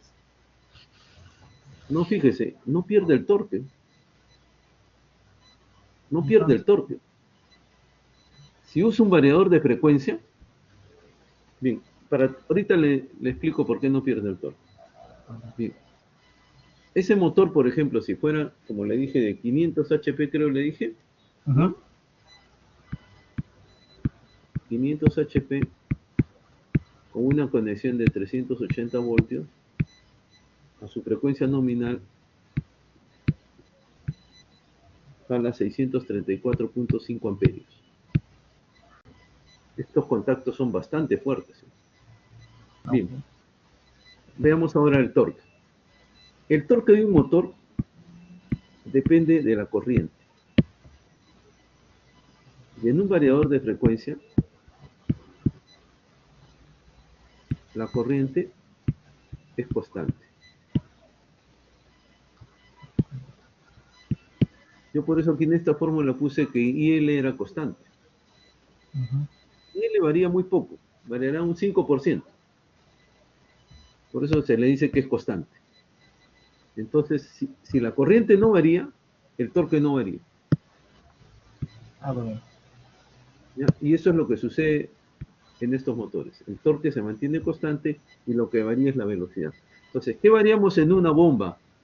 Al variar la frecuencia, El variamos caudal, los RPM. Y podemos variar dos parámetros, caudal o presión, el que querramos. más, sí, más ahí es el caudal, en lo que es en las Ok, bombas. ¿por qué? Porque la presión, perdón, la potencia eh, hidráulica o neumática es caudal por presión. Entonces, si yo Ujú. mantengo la presión constante, ¿no? El que varía es el caudal. Caudal. Ah, ok. ¿Sí? Entonces, Ujú. siempre es uno de los. Si quiero variar el caudal constante, lo que varía es la presión. Entonces, esos motores no siempre trabajan a 1800, ¿no? No, no, no. Más lo ponemos a 1800 para hallar la eficiencia de la bomba, Claro. porque no me equivoco. Pero Porque como digo, es una empresa que se encarga de reparar, dar mantenimiento y también hacer proyectos así sobre bombas y motores hidráulicos. Y siempre cuando yo trabajo en el área de banco de pruebas y siempre piden una eficiencia mayor a 90%. ¿de Y qué? ¿De cuando la me piden bomba? eficiencias, sí, de la bomba. Bomba, Ya. motor, no me Ujú. equivoco. Ujú. Ya. Porque eso lo sacamos, es una regla de tres simple. Mi supervisor me hace una regla de tres simple, creo que es la frecuencia del motor por el RPM entre, entre el caudal de la bomba que estamos midiendo, pero algo así lo saca su eficiencia. Ya. No, disculpe, me confundí, creo que es entre cuando, cuando no tiene presión, creo, el caudal, y después cuando lo mete el presión, y es entre el mayor, entre el menor, y por 100 ahí saca su eficiencia, si es del 90, 92%. Claro, la eficiencia es la potencia cuando está con carga Ajá, menos igual la está sin carga. potencia cuando está sin Ajá, carga, ¿no? exacto. Sí, entre la potencia con carga. Ujú. Sí, sí. ¿Y eso lo hacen? ¿Hay una máquina que hace eso en forma automática o? No, eso lo hacemos mecánica, o sea, manualmente, lo tocamos así o sea, calculadora. Por eso tengo mi compañero que también está en este curso junto en esta aula, para nuestro proyecto, lo que es de mecatrónica, queremos hacer sobre un banco de pruebas, pero una pequeña escala, pues. Claro, eso le iba a decir. Ese es un buen tema para proyectos, Ujú. ¿no? Un banco de pruebas para bombas. ¿Y qué usan para variar el caudal o la presión de la bomba? Son tipo como llaves, el profesor, tipo como llaves. que- Llaves que llevan hacia arriba. son no sé cómo se llaman, son tipo como llaves Son que con válvulas, una, sí, válvulas, ¿no? Lo tipo, que usted quiere decir ajá, son válvulas. sí, pero que nosotros metemos una llave, es esa llave mixta que le dicen, de Allen 14, y con eso variamos manualmente, todo es manualmente ahí, profe. Con O mi sea, compañero lo que queremos ustedes hacer es hacerlo. ponen una válvula y la válvula la van estrangulando. Exacto, es dependiendo a la bomba, si es de circuito cerrado o circuito abierto, o sea, si es hidrostático o es hidráulica, pues. Ya, pero el banco de pruebas es diferente para cada uno de ellos. Para lo que es dependiendo a la bomba, sí. Por ejemplo, cuando es de conexión hidrostática, ahí lo hacemos, para probar la bomba, tenemos que tener un motor que esté en óptimas, que esté bien, y con ese motor ya lo sacamos, si la bomba no está o no está bien. Ya, no, es interesante. Ujú. Eh, Antes hacíamos en motores, justamente uno de los trabajos era ese, ¿no? O sea, y lo hacíamos mediante presión hidrostática. Lo que teníamos eran varias válvulas y esas varias válvulas se iban abriendo a diferentes alturas. Usted sabe que la presión depende de la altura a la cual llega el agua, ¿no? Ujú. Entonces, hacíamos ese proyecto. Ahora ya no hacemos ese proyecto.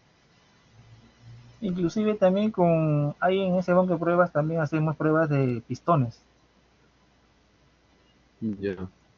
Ahí también llegó no sé qué tiempo Ah, llegó, bombas de pistones. no, pistones hidráulicos. No, pistones, Lo por probamos eso. con la bomba. Ajá, pistones. A veces Ah, llega ya, pistones pistones hidráulicos digamos, para prensas hidráulicas, ¿no? Cosas así. exacto, para prensa Ya, hidráulica, para hacer maquinarias que usan. pero más llegan pistones como para, hay pistones que están acoplados a una válvula, tipo unas válvulas tipo guillotinas. Ya, ajá, ya, ya. Ujú. Para corte de acero será pues eso, ¿no? No, ese era para, son para obstruir el flujo, creo, de algún líquido. Porque ese era un proyecto así para minas, profe. Sí, sí, sí, en las minas utilizan todo eso, ¿no? Ujú. Sí. Sobre todo en las minas se utiliza cuando uno, en tajo abierto, cuando vuelan, lo primero que sale es agua. Entonces esa agua tienen que sacarla. Y vamos a ver, hay tajos que tienen pues 80 metros de altura y una sola bomba no puede subir 80 metros, ¿no? Entonces lo Ujú. hacen subir por partes. Entonces llenan unas piscinas que ponen en intermedios, cada 20 o 18 metros, vuelven a poner más arriba otras piscinas y así lo van subiendo, ¿no? Sí. Y son bombas enormes, y trabajan en paralelo, no trabajan solas. No, no. Son tres bombas, por ejemplo, de 2000 vatios que le ponen, ¿no? Que es un caudal enorme. Mm. Sí. Bueno, vamos a parar aquí un momento, ya, para regresar y hacer nuestro laboratorio uno. Ya el laboratorio uno está puesto en el virtual. Lo vamos a explicar. Y justamente aquí vamos a ver todo lo que es el diseño de los contactores en este laboratorio. ¿Ya? Vamos a encontrar corrientes que consumen los motores, ¿no? Corriente que consumen los contactores, qué contactores y qué contactos, qué corriente de contactos necesitamos por cada contactor, todo eso lo vamos a ver. ¿Ya? Esto es algo muy práctico. Esto lo van a ver en cualquier diseño que hagan del tablero. Entonces, regresamos en un momento. ¿Ya? Voy a descansar unos 10 minutos y regresamos, sea 4:17 a 4:20. ¿Ok? Le voy a poner aquí ya de una vez el...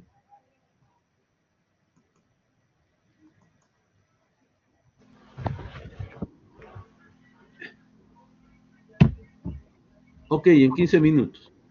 Profe,